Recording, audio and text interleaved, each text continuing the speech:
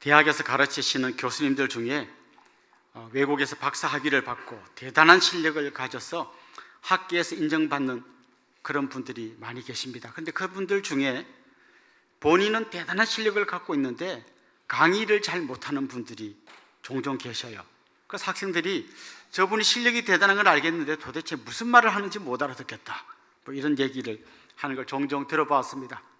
그런데 여러분, 정반대의 경우도 있습니다. 한글도 잘 모르는 시골 할머니가 손자를 앉혀놓고 이야기를 들려주는데 손자가 할머니 이야기를 듣다가 까르르 웃기도 하고 슬픈 얼굴도 했다가 또 할머니가 무서운 이야기하면 할머니 너무 무서워하고 안기기도 하고 그럽니다. 할머니는 완벽하게 자기가 아는 것을 전해줄 수 있습니다. 이게 사실 이야기의 힘이에요. 이야기는 어려운 진리를 쉽게 풀어서 설명해 주는 어떤 그런 기능을 갖고 있습니다. 예수님께서 그 당시에 수많은 사람들에게 말씀을 전할 때 대부분의 사람들은 글을 잘 몰랐습니다. 글을 잘 모르는 그분들에게 심오한 천국의 복음을 전할 때 예수님은 이야기라고 하는 도구를 많이 사용하셨습니다. 성경에 보면, 특별히 복음서에 보면 수많은 예수님의 가르침들 중에 비유로 된 것들이 굉장히 많이 나옵니다. 지금 오늘 우리가 읽은 이 말씀도 비유입니다. 예수님이 어떤 이야기를 들려주시는 거죠. 그런데 이 비유는 굉장히 단순하고 재밌는 이야기처럼 들리지만 사실은 이 비유는 알고 보면 굉장히 심오한 진리를 이 이야기라고 하는 그릇에 잘 녹여놓은 거라고 할 수 있습니다. 계속해서 지금 어떻게 이 말씀이 흘러가고 있는가 하면, 예수님께서 성전을 깨끗이 청결케 하시고 거기서 장사하는 사람들을 내쫓을 때 사람들이 와서 너 무슨 권위를 가지고 이런 행동을 하느냐라고 반문을 했습니다. 그때 예수님께서 여러 이야기를 하시지만 결국 비유로 왜 이런 일을 하고 있고 앞으로 어떻게 될 것인지를 비유로, 이야기로 설명을 해 주시는데요, 세 가지 이야기를 합니다. 지난주 첫 번째 이야기고 오늘이 두 번째 이야기고 다음 주가 세 번째 이야기입니다. 이야기 어떻게 연결되는지 아시려면 다음 주에도 꼭 오셔서 이 말씀을 들으셔야 합니다. 그런데 이 이야기가 어떻게 흘러가는가 하면, 여러분 우리 음악 악상 기호 중에 보면 크레센도라는 게 있잖아요. 점점 크게, 그러니까 노래를 할 때 크게, 더 크게, 아주 크게 이렇게 막 커지는 것처럼 이 비유가 비슷한 주제를 이야기하지만 첫 번째, 두 번째, 세 번째로 갈수록 이야기가 더 이렇게 강해집니다. 그래서 예수님은 이 연속적으로 세 가지 비유를 이야기하시면서 왜 내가 성전을 청결케 하고 앞으로 어떻게 될 건지를 이야기를 해가고 계시는 거죠. 자, 오늘 본문에 나오는 이 비유를 흔히 간단히 줄여서 포도원 농부의 비유 이렇게 설명합니다. 내용은 이런 거죠. 그 포도원의 주인이 있습니다. 그런데 포도원 주인이 자기 이 포도원을 농부들에게 새로 줍니다. 그리고 자기는 볼 일이 있어서 외국으로 가죠. 나중에 이제 포도가 이제 수확할 때가 되었을 때 이 포도원 주인이 자기 종을 보내서 새를 받아오라고 합니다. 그래서 보냈더니 이게 웬일입니까? 이 농부들이 보낸 종에게 새를 주기는커녕 때리고 막 쫓아내버리고 심지어 어떤 종은 죽이기도 하고 그럽니다. 이 이야기를 들은 주인이 너무 마음이 어려웠겠죠. 그래서 다시 종을 보냅니다. 더 많은 종을 보냈는데 그 많은 종들을 다 때리고 죽이고 쫓아내버립니다. 그래서 마지막으로 이 포도원 주인이 이렇게 생각합니다. 좋다, 그럼 이번에 내가 내 아들을 보내겠다. 그러면 이 사람들이 내 아들은 존대할 거다. 그래서 아들을 보냈습니다. 그랬더니 포도원 농부들이 머리를 굴렸습니다. 주인은 멀리 외국에 가 있고 돌아올지 안 돌아올지도 모르는데 앞으로 이 아들을 죽이고 나면 이 포도원 우리께 될 게 아니냐. 그래서 그 아들마저도 포도원 밖으로 끌고 나가서 죽여버립니다. 이게 오늘 예수님이 들려주신 이야기입니다. 사실 굉장히 흥미진진한 이야기 같지만 굉장히 끔찍한 이야기입니다. 엄청 많은 사람이 죽죠. 특별히 포도원 주인의 아들까지 죽는 그런 엄청난 이야기를 주님이 들려주십니다.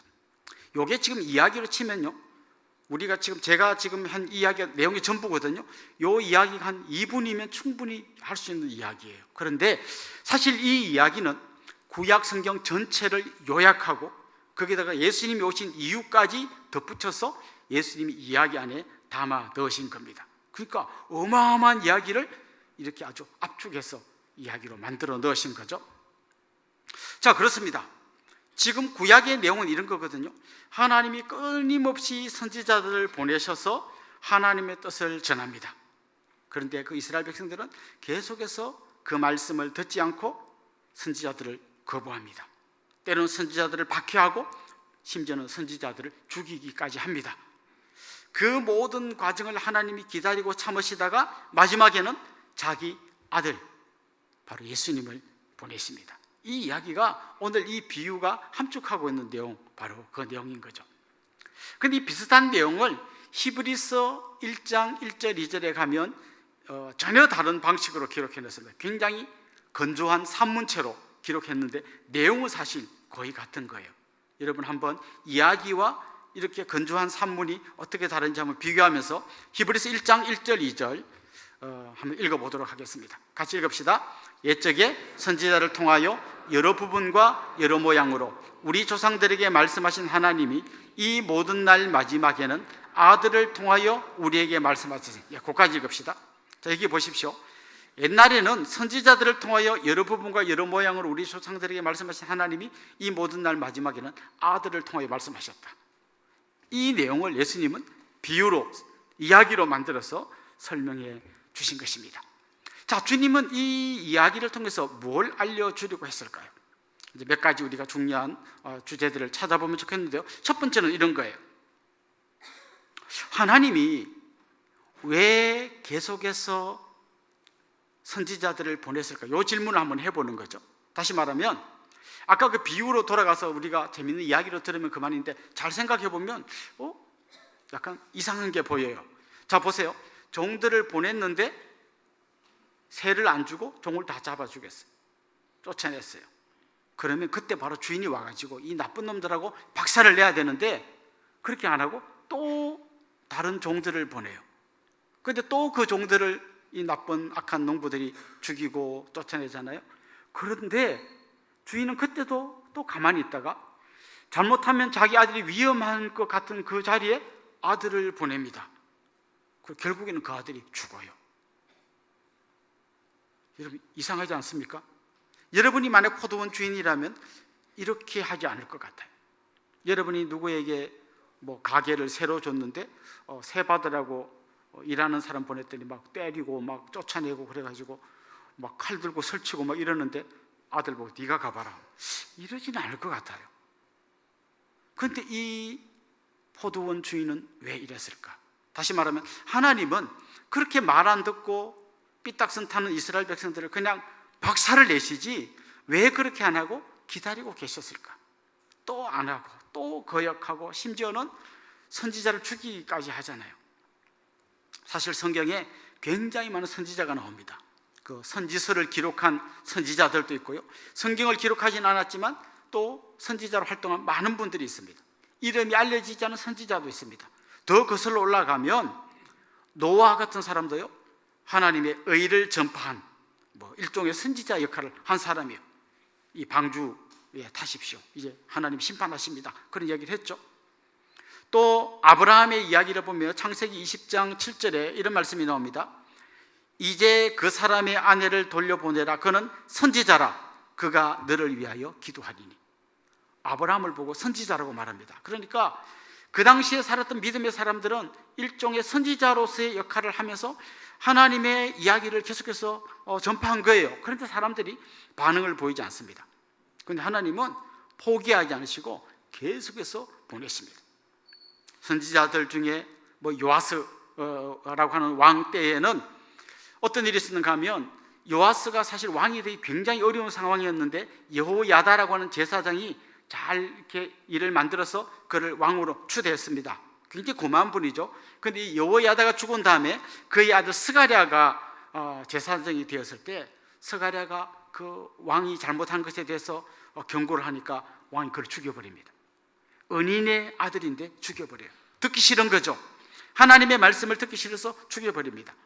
아합 같은 왕 시대에도 많은 선지자들이 죽을까 봐 굴 속에 숨어서 겨우겨우 견딘 이야기가 성경에 나옵니다.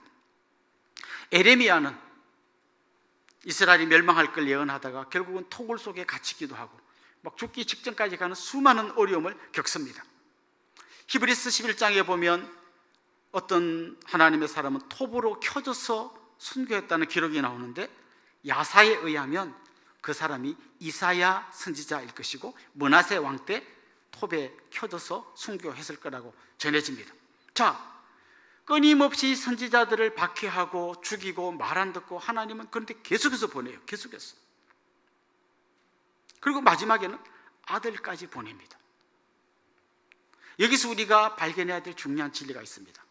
하나님이 한 영혼을 건지기 위해서 얼마나 오랫동안 참고 기다리는가, 하나님이 우리를 구원하시기 위해서 얼마나 엄청난 희생을 치르면서까지 기다리고 참고 기다리고 참고 하면서 그렇게 해서 우리를 마침내 예수님 보내셔서 우리를 구원해 주신 이 어마어마한 이야기를 지금 주님이 하고 계시는 거죠. 마치는 같죠. 집 나간 탕자를 끝까지 품어주는 아버지의 마음으로 하나님은 그 긴 구약의 역사 속에서 끊임없이 이스라엘 백성을 품어오셨고, 지금 여기 있는 우리를 바라볼 때도 하나님이 끊임없이 우리를 품고 계시는 거예요. 혹시 여러분 중에 누가 이렇게 전도하자마자 예수 알겠습니다, 아멘 하고 그때부터 열심히 신앙생활해서 지금까지 한 번도 흔들리지 않고 달려오신 분 아마 거의 없을 거예요. 만약 하나님이 다 싫어요, 나 하나님 필요 없어 할 때 이런 발칙한 거다 그 자리에서 심판했으면 이 중에 태반은 다 죽었을 거예요. 그리고 막 돌아왔다 했는데 또 막 좀 믿는 것 같더니 또 뭐 코로나 핑계대고 막 이러면서 또 막 뺀질뺀질하고 막 할 때, 그때 하나님이 그냥 벼락을 쳐서 죽였으면 거의 다 죽고 몇 명 살아남아서 여기 중환자실에서 온 손발을 기부스해서 이렇게 천장에 매달아놓고 누워있을 거예요.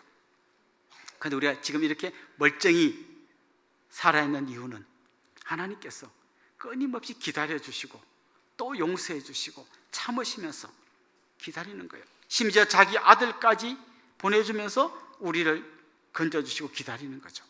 그 아들이 십자가에 매달려서 엘리 엘리 라마 사박다니, 나의 하나님 나의 하나님 어찌하여 나를 버리시나이까 하는 그 처절한 아들의 목소리를 들으면서도 하나님이 기다려 주셔서 지금 우리가 여기에 있을 수 있는 겁니다.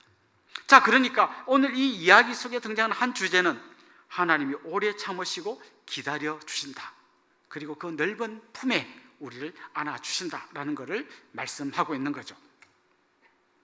자, 그런데 예수님 편에서 보면 예수님은 자기가 이 비유를 하는 중에 이런 얘기를 하잖아요.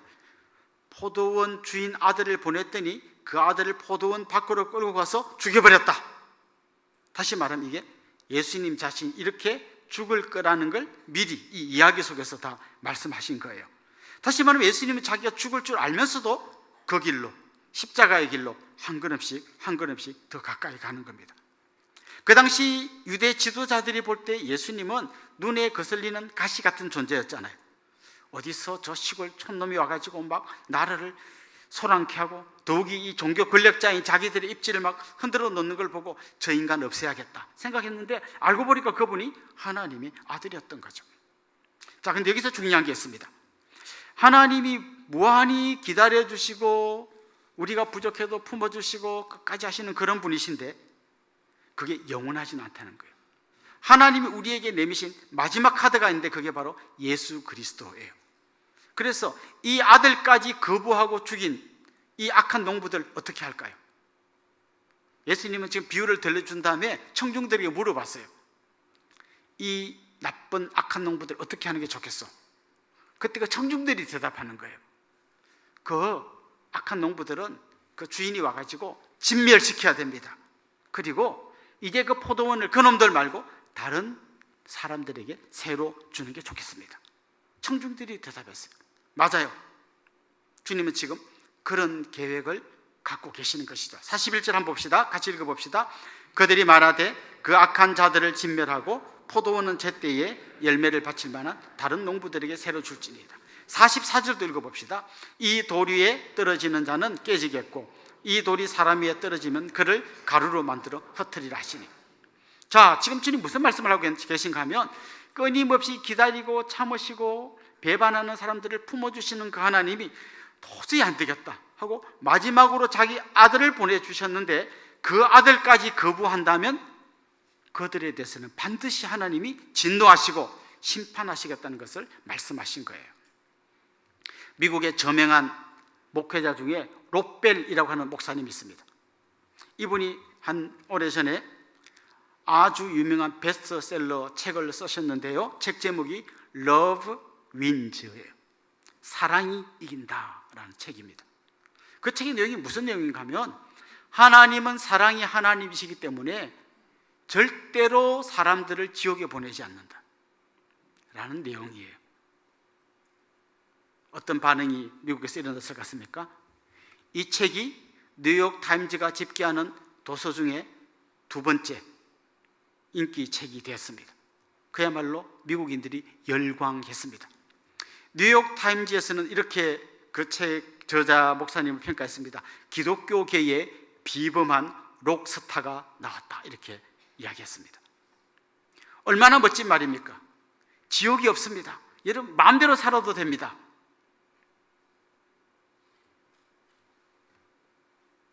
많은 사람들이 열광했지만 이 말은 진리가 아닙니다. 지옥은 있습니다. 듣기 좋은 말이라고 따라가다 보면 우리 다 엄청난 마지막 결과를 맞이할 거예요. 주님 분명히 경고하셨어요. 끝까지 참으시고 기다리고 아들까지 보내줬지만 마지막 이 아들까지 거부하는 그 사람들은 엄청난 심판이 있을 거다. 그 돌이 떨어져서 가루가 되듯이 그야말로 박살이 날 거다라고 말씀하셨습니다. 자, 근데 이 이야기에 놀라운 반전이 있습니다. 여러분, 원래 재밌는 이야기는 쫙 가다가 주인공이 거의 이제 죽으려 하다가 갑자기 확 반전이 일어나는 것처럼 주님의 이야기 속에도 그런 엄청난 반전이 있습니다. 42절 우리 같이 한번 읽어보겠습니다. 예수께서 이르시되 내가 성경에 건축자들이 버린 돌이 모퉁이의 머릿돌이 되었나니 이것은 주로 말미암아 된 것이요 우리 눈이 기이하도다 함을 읽어본 일이 없느냐. 자, 이런 이야기예요. 건축자들이 이제 돌을 구해와 가지고 집을 짓습니다. 하나하나 쌓다가 돌 하나가 있는데 이게 영 시원찮아요. 어디 쓸모없는 돌처럼 보여요. 그래서 버려요. 버렸어요. 사실 이 돌이 예수님을 상징하는 거예요. 버렸어요. 그랬더니 하나님 이 돌을 다시 주워가지고 모퉁이의 머릿돌로 삼는 거예요. 이게 무슨 말인가 하면, 집을 지으려면 여러분 가로, 세로, 높이 이 세 개의 꼭지점이 만나는 데가 있잖아요. 거기다가 딱 집어넣는 그 돌을 모퉁이의 머릿돌이라고 하는 거예요. 이 돌이 딱 자리를 잡아야 옆에 돌들도 안 흔들리고 집이 세워지는데, 예수님이 바로 그런 모퉁이의 머릿돌이 되셨다는 거예요. 자, 분명히 저 사람들이 버렸어요. 이건 쓸모없는 돌이다, 버렸어요. 사실 예수님이 그 당시에 계셨을 때 그들의 눈으로 볼 때 예수님은 별로 별 볼 일 없는 형편없는 사람처럼 보였어요. 저 갈릴리에서 온 나사렛 촌놈이잖아요. 하고 다니는 행색이나 대단한 무슨 백그라운드가 있는 게 아니고 무슨 대단한 가문의 사람도 아니고 그냥 그렇고 그런 그 촌놈이 와가지고 막 떠들고 다니는 거예요. 이사야 선지자의 표현대로 흠모할 만한 게 하나도 없는 그런 예수님, 쓸모없는 사람이라고 버렸어요. 그런데 하나님이 그를 다시 불러서 하나님의 나라의 모퉁이돌로 세우신 거예요. 예수 그리스도를 모퉁이돌로 하고 거기에 수많은 돌을 옆에 붙여서 세운 이 집, 이걸 바로 교회라고 부르는 거예요. 교회는 지금 건축물로 표현했지만 실제로는 건축물이 아니고 이렇게 세워진 공동체라는 것이죠. 예수님이 머릿돌이고 거기에 한 사람 두 사람이 붙어서 세워진 그런 공동체라는 것이죠. 근데 중요한 게 뭔가 하면, 예수님이 아무 쓸모없는 돌 같아 보여서 버렸다가 다시 모퉁이의 머릿돌이 된 것처럼 이 교회의 구성원들도 그런 존재들이라는 거예요. 예수님 시대에 예수님을 따랐던 사람들이 누굽니까? 세리, 남의 돈이나 이렇게 착취하고 아주 나쁜 놈들이라고 사람들이, 인간도 아니요 이런 사람을 예수님이 불러다가 아주 신실한 주님의 제자로 세운 거예요. 오늘 우리가 읽은 이 마태복음을 읽고, 마태가 바로 그런 사람이잖아요. 더욱이 장녀, 그냥 인간 쓰레기 취급받던 그런 사람들을 데려다가 예수님이 신실한 주님의 딸로 세우신 거예요. 성 안에 들어오지도 못하고 성 밖에 뒹굴면서 밥이나 겨우 먹고 연명하던 그 나환 자들, 주님 불러서 그들을 치유해 주시고 교회의 공동체에 불러오신 거예요. 그렇습니다. 악한 농부들 다 쫓아내고 새로운 농부를 뽑잖아요. 그 쫓겨난 농부들은 겉으로 볼 때는 화려해 보이고 정말 대단한 믿음의 사람처럼 보이는 제사장들, 바리새인 이런 사람들이지만 그들은 예수님 거부했기 때문에 다 쫓겨납니다. 대신 예수님은 이름도 없고 별로 알려지지도 않은 그 무명의 사람들, 소외되고 가난하고 병들고 버려진 그 사람들을 불러 모아가지고 마치 쓸모없는 돌을 모퉁이의 머릿돌로 예수님이 그렇게 된 것처럼 쓸모없어 보이는 그 사람을 불러서 가장 존귀한 사람으로 너는 여기가 꼭 맞겠구나 탁탁 한 명씩 집어넣어서 교회를 세우신 거예요. 혹시 여러분 중에 스스로를 이렇게 평가하는 사람이 있습니까? 요즘 유행하는 아이들 말로 이생망, 이번 생은 망했다. 나는 뭐 공부도 못하고 뭐 부모님도 별 볼 일 없고 뭐 나는 뭐 되는 게 하나도 없고 그냥 내가 뭘 사면 뭐 집이 떨어지고 막 그래서 막 몰리고 몰려서 나는 화성까지 왔다. 혹시 이런 분 있습니까? 절대 잊어버리면 안 되는 진리가 있습니다. 주님은 그런 보잘것없어 보이는 사람을 불러다가 가장 존귀한 주님의 교회에 귀중한 돌로 한 명 한 명을 이렇게 다 세워놓은 거예요. 그래서 우리는 남들이 볼 때 뭐라고 하든지 그건 중요하지 않고 주님이 보실 때 가장 소중하고 존귀한 사람으로 부름받아 여기에 앉아 있는 줄로 믿습니다. 그렇습니다. 어떤 사람이 쫓겨나고 어떤 사람이 주님의 부름을 받았습니까?